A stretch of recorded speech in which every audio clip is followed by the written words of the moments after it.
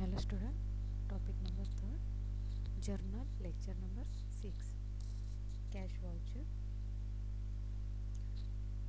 What is the cash voucher? For the amount spent in cash, one should prepare a cash voucher. If any document from the payee is obtained, then that itself can be treated as vouchers. Otherwise, the internal vouchers may be prepared for the payment and the external document may be attached to the same. Vouchers support the entry for the cash payment in the cash book, or document which gives the details of cash transaction is called cash vouchers. When payment is made in cash or by check, cash voucher is issued.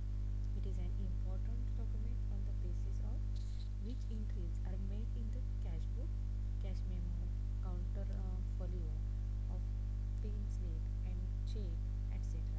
are considered as cash voucher. If any document from the payee is received after cash payment is made, then that document is called cash vouchers.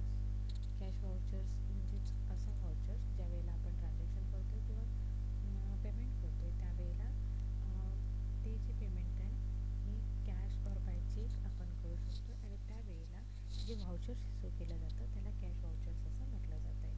म्हणजे important डॉक्युमेंटमध्ये cash voucher हा देखील एक importance आहे. Cash त्यामध्ये cash memo, counter failure किंवा pen slip किंवा checks हे देखील इन्क्लूड आपल्याला दिसून येतात कॅश व्हाउचर्समध्ये. रोखीच्या व्यवहाराच्या वेळेला कॅश व्हाउचर्स यूज केला जातो. याच्यात एक स्पेसिफिक या ठिकाणी आपल्याला दिलेलं आहे. त्यामध्ये कंटेंट्स काय आहेत बघा. Name and address of the business organisation, Nakul and company like voucher number, date, GST number, then detail of payments, account head. This indicates the grouping of expenditure for purchase of ink, bottle, pens, pencil, means like as stationery, etc. Amount in figure in words and figures and words. Then signature of the person preparing the vouchers, signature of the payee, and signature of the person authorize the payment and receiver signature. Then second one is a tax invoice. Tax invoice is a document. Tax invoice हे जे document आहे हे seller prepare करतो बायरच्या इन्फॉर्मेशननुसार किंवा बायरच्या जे काही demand असेल त्यानुसार त्या पद्धतीने ते प्रिपेअर केलं जातं. यामध्ये quantity of supply, rates, term of payment या पद्धतीची इन्फॉर्मेशन असते. त्याचबरोबर त्या ठिकाणी इफ ट्रेड डिस्काउंट जर अलाउड केलेला असेल तो दिसणार आहे. CGST, SGST जी आहे ह्याच्यासाठीचा एक कॉलम असणार आहे आणि त्यामध्ये percentage wise total amount payment किती जे आहे ते दाखवलं जाते.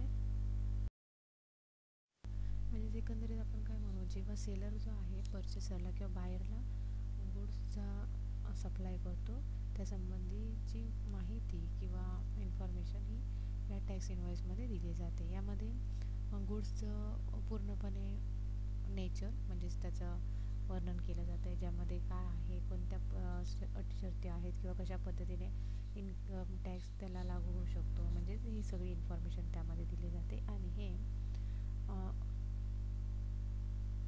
सेलसाठी म्हणजेच काय विक्रीसाठी इनवॉइस आणि त्याचबरोबर आउटवर्ड इनवॉइस वापरून त्याचं परचेस बुक्समध्ये त्याची रेकॉर्ड करण्यासाठी या बुक्सचा किंवा या पेपरचा डॉक्युमेंटचा यूज केला जातो आहे.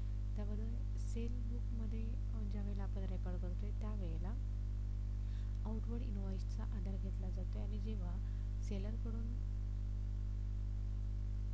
जो बायर जो आहे म्हणजेच कस्टमर जो आहे त्याला गुड्सचा सप्लाय करत असताना या डॉक्युमेंटचा यूज हा होत असतो आहे. त्यामध्ये काय काय इन्क्लूड आहे बघा. Name and address of the business जे ट्रान्झॅक्शन करतो आहे त्याचं नाव आणि ॲड्रेस.